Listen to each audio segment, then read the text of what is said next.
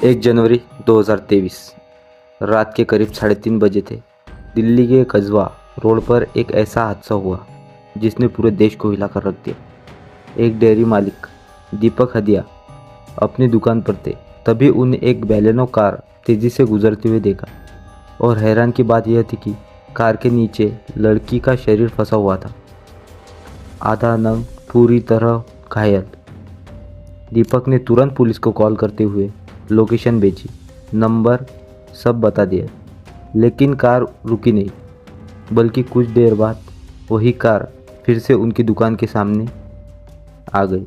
दीपक ने बताया, मैं उनकी कार के पीछे पीछे चलता रहा, लेकिन पुलिस ने कोई एक्शन नहीं लिया और फिर कार में बैठे आरोपी लड़कों ने उस लड़की के शरीर को सड़क पर फेंक दिया। उस लड़की की हालत इतनी ख़राब थी कि पहचानना भी मुश्किल था। उसे अस्पताल में ले जाया गया, लेकिन सुबह 7 बजे उसे डेड घोषित कर दिया गया। यह लड़की थी 20 साल की अंजलि सिंह। आखिर ये अंजलि ठीक हो? अंजलि न्यू दिल्ली के अमन विहार इलाके से रहने वाली थी।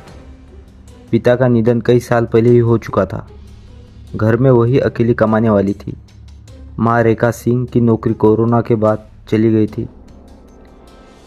अंजलि 10वीं में ही पढ़ाई छोड़ दी थी और ब्यूटी पार्लर का काम शुरू कर दिया था। घर में उसकी माँ, दादी और छोटा भाई बहन, कुल 8 लोग रहते थे। कम उम्र में ही इतनी जिम्मेदारी होने के बावजूद हंसमुख और मेहनती लड़की थी। लेकिन 31 दिसंबर की शाम अंजलि घर से निकली। माँ से कहा कि इवेंट का काम है, देर हो जाएंगी, लेकिन वह अपनी दोस्त निधि और कुछ अन्य लोगों के साथ पार्टी मनाने जा रही थी। रात 9 बजे उसकी माँ ने उसे कॉल किया कि कब लौटोगी। अंजलि ने कहा, थोड़ी देर लगेगी, आप लोग सो जाना। किसी को नहीं पता था कि यह माँ बेटी की आखिरी बात भी हो सकती है। पार्टी ख़त्म कर रात करीब 3:30-4 बजे अंजलि और निधि स्कूटी से घर निकल आई, लेकिन सुल्तानपुर से जाते हुए उनके बलेनो कार से टक्कर हो गई। टक्कर इतनी ज़ोरदार थी कि निधि दूर फेंक कर गिर गई और अंजलि कार से नीचे फंस गई। लेकिन कार ड्राइवर ने रुकाने के बजाय कार भगा दी। अंजलि जिंदा थी।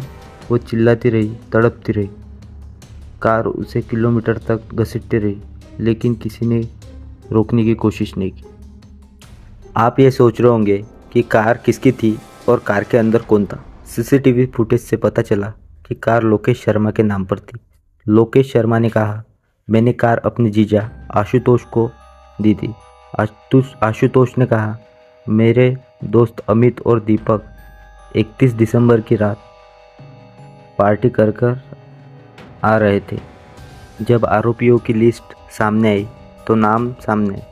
अमित, मनोज, मित्तल, मिथुन, कृष्ण, ये चारों दोस्त थे और वो उस रात उसी गाड़ी में थे।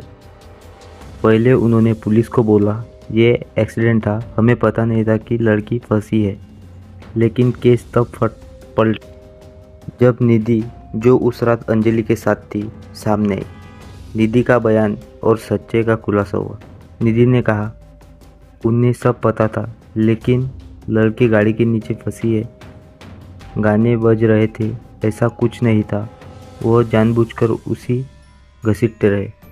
निधि के बयान के बाद केस एक्सीडेंट नहीं, मर्डर बन गया। फिर CDR, CCTV और पूछताछ के हिसाब से असल कहानी सामने आई।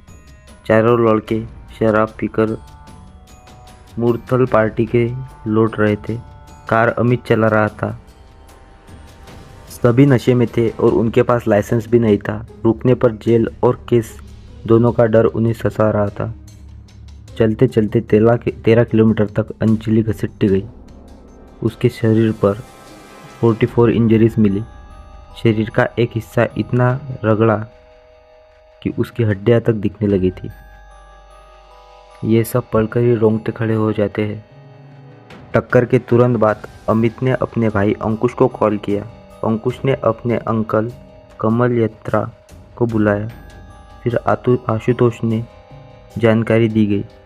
सभी आसपास मिले और लड़कों को छुपाने का काम और कार को छुपाने का काम शुरू कर दिया। यानी पूरा मामला सिर्फ दुर्घटना नहीं था, ये एक प्लान कवर अप था।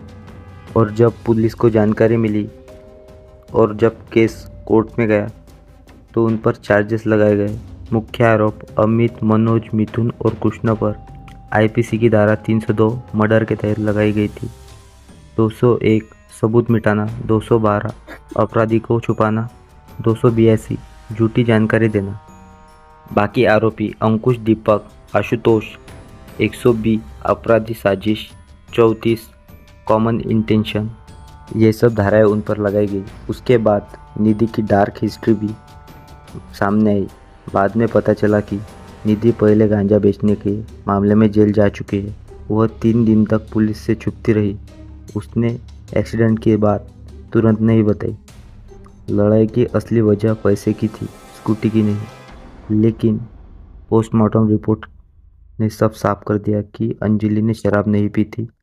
निधि के बयान के मुताबिक पुलिस ने जांच के बाद कहा यह सिर्फ हादसा था, पर उसके बाद का कारण मर्डर अप था। आपके मन में अभी भी एक सवाल होगा, पुलिस क्या कर रही थी? इस केस में पुलिस की लापरवाही सबसे दर्दनाक हिस्सा है। दीपक हदिया, जो 3:15 पर उसने पुलिस को पहले कॉल करी थी, 1.5 घंटे तक वह कार का पीछा करता रहा, बार बार लोकेशन बताता रहा। पुलिस की जीप्स 3 बार उसके पास से गुजरी, लेकिन किसी ने भी कार नहीं रोकी।